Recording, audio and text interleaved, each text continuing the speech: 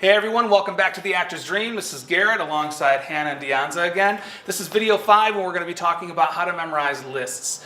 Now, once again, as a reminder, if you like the channel, make sure you like and subscribe down below. Also, if you want to follow along with us today, there's a link in the description. Just follow that to the actorsdream.com documents section, and there's downloadable documents where you can follow along with us. Okay, now before we jump into the lists, what we're going to do right now is talk a little bit about creating what I call layers of meaning, right? Because most of the time, we talked about this in previous videos, the reason you can't memorize something is because it hasn't become meaningful yet, right? You haven't made it meaningful, okay?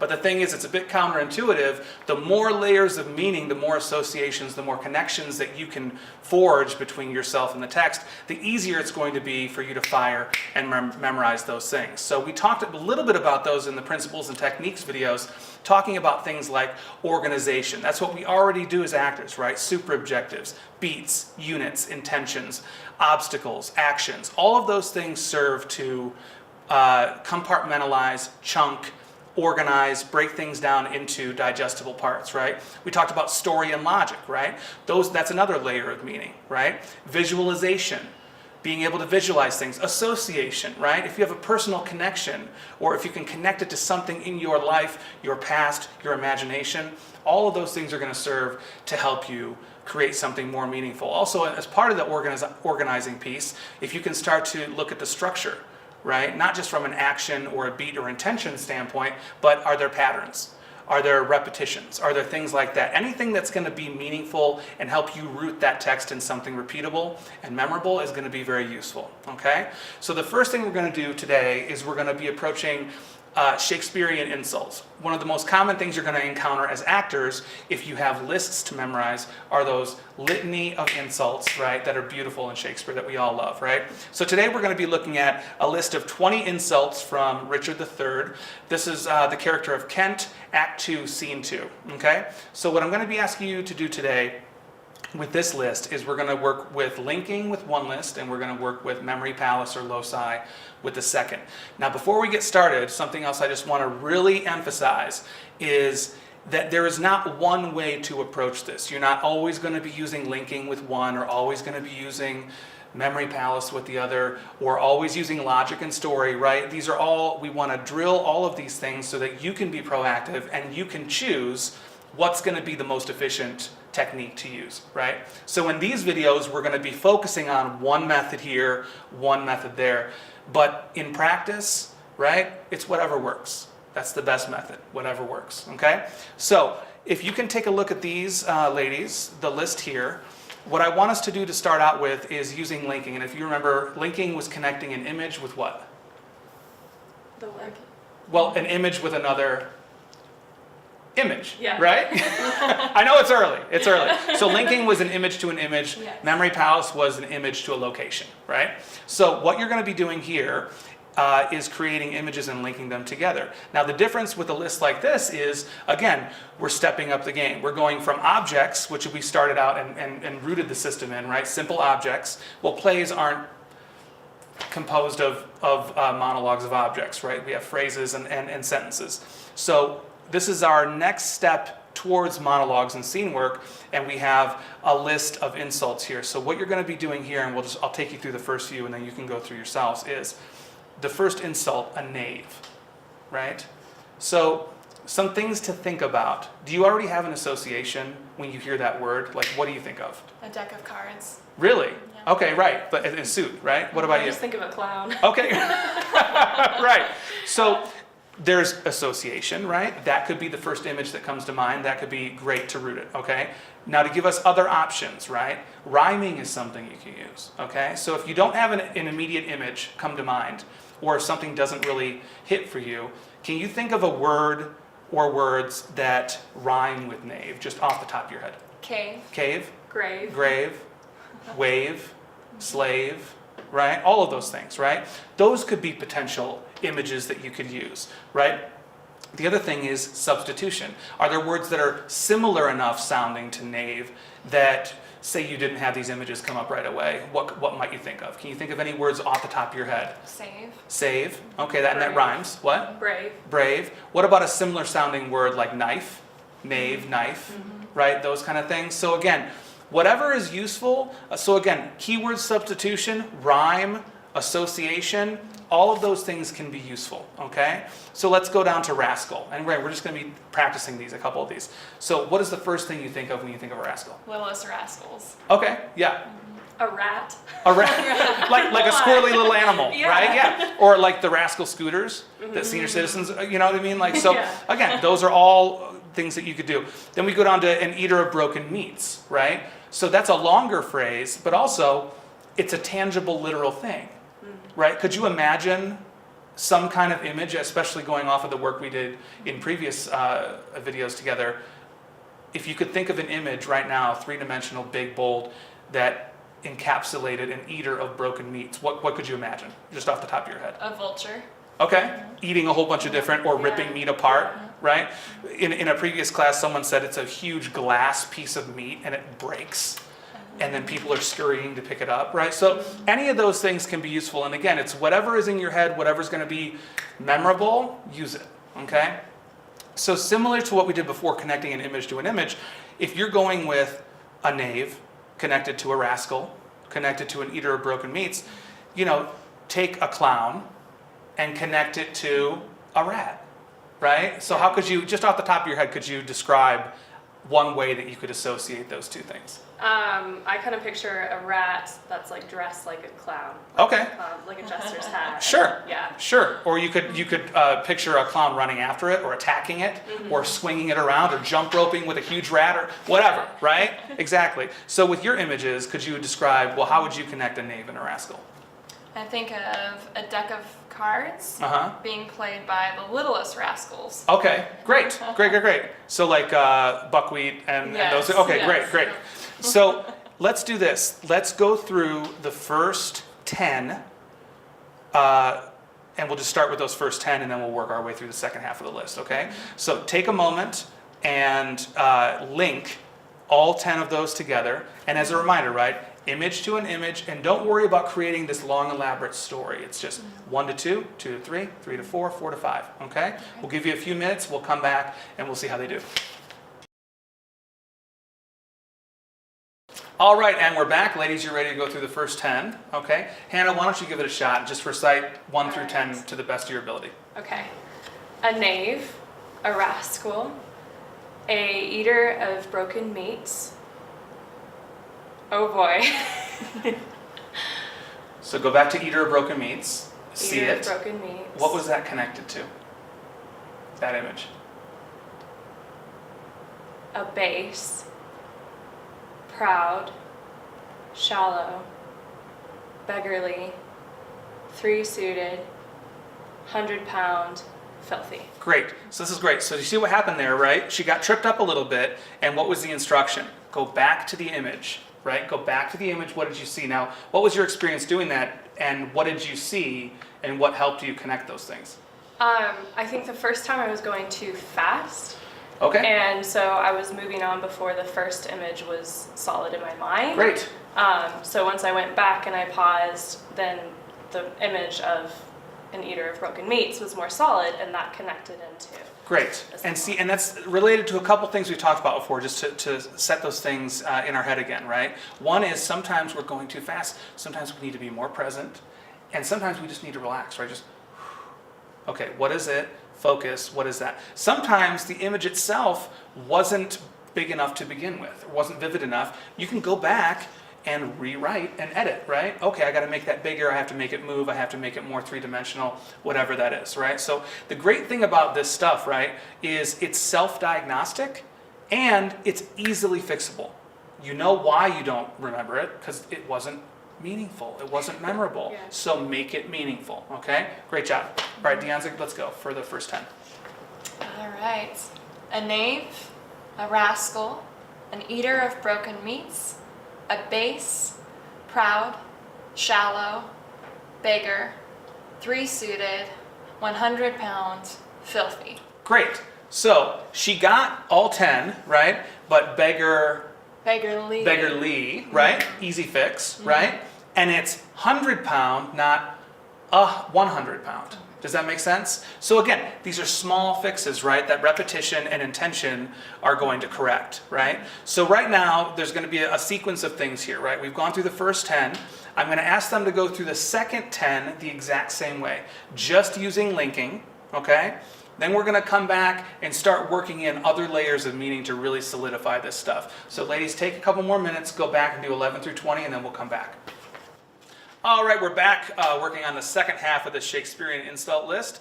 Now, ladies, I'm sure you realize very quickly that that second half is a lot more challenging than the first one because they're longer phrases, right? It poses a different challenge. So we're just going to jump right in and have you start reciting them, and then any bumps we get along the road, we'll navigate those, okay? So, Hannah, you want to give it your best shot? All right. All right. A worsted stocking knave, a lily-livered, action-taking knave, a whoreson, a glass-gazing, super serviceable finical rogue, one trunk inheriting slave, one that wouldst be a bawd, in way of good service, and art nothing but the composition of a knave. Okay, great, good job. For the most part, you got it. You know, the other thing too to talk about with Shakespeare in particular, another layer of meaning with Shakespeare is just the definitions, right? Oftentimes we've either watched Shakespeare or performed Shakespeare, or been in class where you know, either you yourself, I don't know what this means, or you're watching an actor and thinking they just blew past something and I don't think they knew what it meant, right? So when you're learning these lines, especially something in verse or poetry or Shakespearean or anything like that, if you can actually start with defining all of those terms, it sounds very, common sense, but many of us don't do it. That can actually give you another layer of meaning, right? The other thing, if we bring in story and logic with just this list, is what do we notice even just visually? It gets bigger. There's a build, right? So if someone's insulting you and the idea is, yes, of course they're going to grow and build in intensity, okay? So great job. Deonza, let's go with you. A worst stocking knave, a lily-livered, an action-taking knave, a whoreson, a glass-glazing, super serviceable finical rogue, a one-trunk inheriting slave, one that would be in good service, that would be a god, in way of good service, that art nothing but the composition of a knave. Okay, great. So you got through it. Now there are a couple, right? God, bod, right? And it's easy sometimes to just mix up words that sound similar. The other thing, whoreson, just in terms of pronunciation. And I feel like there was one more small thing, but here's the thing, right? Can you get this up on its feet as is? Just what you did, right? Can you stumble through? Yes, okay? The second thing is, does that beat doing this? Yes, Yeah. right? So again, to really hit this home, this is scaffolding. This is training wheels. This is something to get you up, right? You're not depending on this throughout the whole thing, right? Eventually what we want, whether it's any of those structural things or aids, right? Crutches, right? Do you want to be on crutches the rest of your life? No. You want to be able to get up and stand, and then eventually they'll fall away as you repeat, as over time, work with a partner, work with a director, rehearsing. Those things are going to get settled in. But this is a way to hang them all up, to get them all up there so you don't have to have your book in your hand, right? So the other thing too, before we try to integrate all of this into the list, we talked at the beginning of the video about layers of meaning, right? Looking at the structure, looking at the organization, looking at the definitions. All of these things, story and logic, all of these things create a three-dimensional piece that's going to help you really solidify these things in your mind. So ladies, right now, we haven't talked about this before, so let's just go through. If we're looking at patterns, right, and at home, if you're looking at your document, look at that document right now and try to identify any patterns that you can see just off the top of your bat, whether it's structurally, whether it's repetitive things that you notice, patterns, what things jump out at you, and you can just throw them out as they become apparent? The first 4 start with a and an. Yep, so there's an article preceding the first 4, right? And then all the way through 11, there's no article, right? It's just the insult, boom, right? What else? 11 through 13 is kind of like a sandwich. 11 and 13 have knave at the end. Yep, 12 does not. right? 12, we have alliteration, which again, especially in verse, is going to be really, really helpful. It's like getting rhyme, right? Yeah. So you have lily-livered, right? 15 and 16, you have a repetition of alliteration. You have glass-gazing, super serviceable, right? What else? 17 and 18 both start with 1. Yep. The list of insults begins and ends with knave. A knave, a knave, right? What else? Anything else? Great, so just take a look at that, right? And not to say there aren't other things that you might have identified at home, or that if we really, took the pen to the paper, we might be able to find. But just looking at those things, okay? Take a moment, go through the piece, and solidify all of those patterns, structural elements, right? And go through the whole list, 1 through 20, and try to recite it with the visualization, using the linking, and the organizational, structural repetition patterns that we've talked through. And let's see where we get. Just take a moment to do that. We'll come back and we'll talk through it. Okay? Thank you. All right, we're back after talking about layers of meaning and integrating linking and all those other aspects. We're going to go through the list 1 through 20 right now. We'll see how you do. And again, if we hit any bumps in the road, we'll talk through those things and then wrap things up by having you two actually go at it with each other, which would be fun to watch. All right? So, Hannah, Hannah, you go first and give it your best shot. Okay? Right. And again, if you find yourself hitting a bump in the road, get as much as you can. If half the phrase, one word, just keep going. Okay? And are we doing it to each other? Nope, just right now, Great. just reciting. Okay. A knave, a rascal, an eater of broken meat, a base, proud, shallow, beggarly, 3-suited, 100-pound, filthy, worsted stocking knave, a lily-livered, action-taking knave, a whoreson, a glass-gazing, self-serviceable, finical rogue, 1 trunk-inheriting slave, 1 that wouldst be a bawd, in way of good service, and art nothing but the composition of a knave. Great, well done. Now there were a couple things in there, right? And the thing is, I noticed you did in the first 10, you calmed down for a second, right? You needed to okay, I'm trying to drill this, right? So start where you are, right? That's a great thing to remember. Be present. As actors, we're always being, told over and over, be present, be present. So if you're getting a little over your skis, right? Just boom, right? The other thing to think about too is, again, whatever works. Linking, visualization, all these things. If it helps for you just to know the definition, and it's really about saying, you're poor, you're sickly, you're untrustworthy, you're a whore. Like if that's the basic idea of this, that can be a useful way to start out, right? But the basic idea here is, can she get up now without a script in 15 or 20 minutes and stumble through it? Yes, right? Yeah. And that alone is going to solidify it more in your brain because that's stressful, right? You're going to have to be up there, okay? Yeah. So well done. Beyonce, give it a shot. Thank you.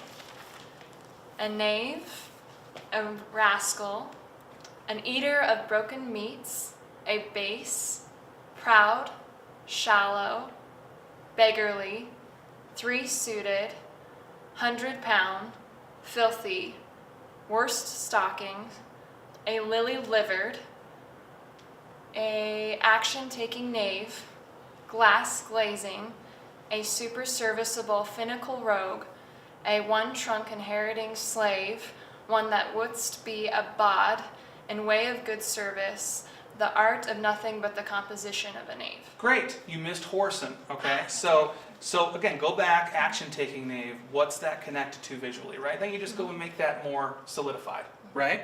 So what we're going to do here is the final piece in this, right? And again, I'm not saying that it's not, our goal is always to get word perfect, yes? So this is the process of getting word perfect, is being able to translate it in our heads, right? So using this as a scaffold or a crutch or anything to begin with is going to be useful, okay? Now the next step of this, we don't all perform doing this, right? Remembering things, right? Yeah. So it's all a process. So getting this in your head, right? Not being reliant on the book in your hand, right? Enables you to act. You can't act and read at the same time. You can't, right? It's impossible. Yeah. So what we're going to do now is I'm going to have you just go through the first 10. Just the first 10, insulting each other back and forth, okay? So you go through the first 10, we'll all move out of the way, and you'll step where I am, and you'll go through the first 10, and you'll go through and just see the experience of having to look at someone and do that, because that's the next step, right? It's like it's in your head, and then you have to be able to get it so facile that you can just, it's just like it came from you, right? And what's that going to take? Time, right? In less than a half an hour, we've been able to get this all in our heads, right? Repetition, time, doing it over and over and over in space, with props, with scenery, with your partner, right? So we'll just give a little bit of a preview of this. I'll move out of the way. Deonza, can you take there? And Hannah, why don't you start? First 10? And actually put your scripts down. Yeah. And just your action here is to insult, and you can actually get in. You don't have to stand there, right? You can actually, you can point or do anything if you want. All right. Okay, so go for it. You are a knave, a rascal, an eater of broken meats, a base, proud, shallow, beggarly, three-suited. Great. Trying to find the right one for you. 100-pound, filthy. Great. We'll Please stop stop there. me before I go on. Yes, Deonza, you go. Great. Okay, ready. A knave, a rascal, an eater of broken meats, a base, proud, shallow, beggarly, three-suited, 100-pound, filthy. Great. So, as we conclude this video, great job, ladies. Thank you so much. Again, just to remind you, right, working with lists, right, linking is a great tool to use this, right? But it doesn't mean you discount common sense, other ways in, the other methods that you use, right? All of that stuff, right? I often say it's like parenting. Whatever works. That's the best method. Whatever works, right? But we want to be intentional. Now, you can take a list like this and pace back and forth in your apartment or house for 2 hours, but wouldn't you rather have intentional strategies that you can put forth, right? And again, it's not that you use one for this and one for that. We're doing this to show you how you can apply it, and then you need to be creating your own method and your own way in and your own strategies to be proactive in your work. So once again, thank you so much for watching. If you liked the video, please like, subscribe to the channel. We want to build this community as big as possible. You can find all our videos and more at theactorsdream.com. Thanks so much for watching, and we'll see you in the next video.